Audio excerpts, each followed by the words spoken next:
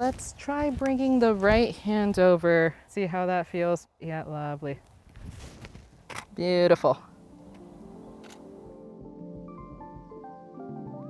The connective tissue between the stories, the projects that I've worked on, is silence.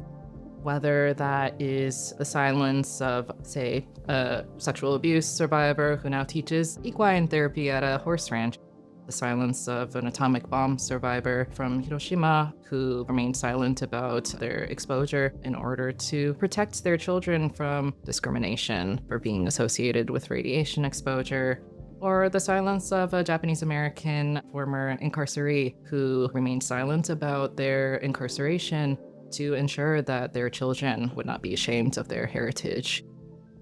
I think photography is a medium that is uniquely kind of suited to honor stories of silence.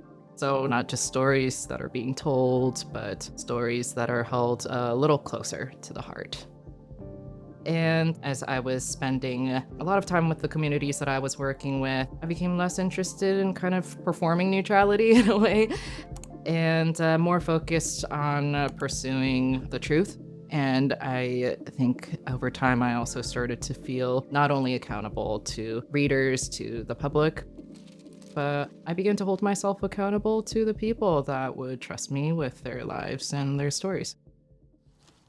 This is the marriage certificate, I think. Yeah, for my father and my mother. Poston Buddhist Temple. There's a Buddhist temple in Poston? No, they were married in the fields because that's the... And do they just call it a Buddhist temple for posterity? maybe, huh? Yeah. That is really interesting. Henry Kaku is a descendant of one of the prison camps called Tule Lake. His father served in the U.S. Army, was discharged shortly after Pearl Harbor, was incarcerated in 2 camps, and after he refused to declare loyalty to the U.S., he was then deported to Japan, where Henry was born.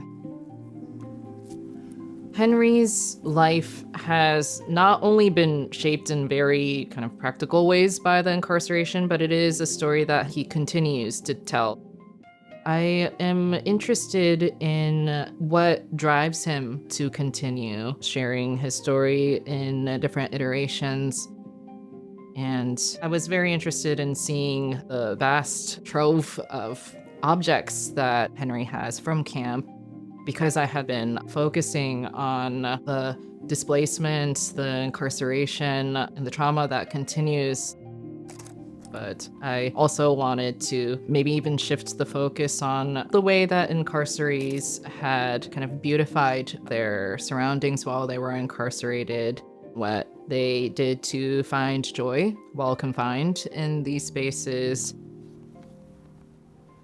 These would all be things that they would find around camp, right? Mm-hmm. Cucumber seeds would be from food from the mess hall. Yep. The beans would also be from food? Yep. Yeah. Okay. In the mess hall when they got beans to cook. I view the people that I photograph as co-authors with whom I make portraits, to kind of challenge both myself and viewers into kind of grappling with complex topics through the perspective of a single person's narrative.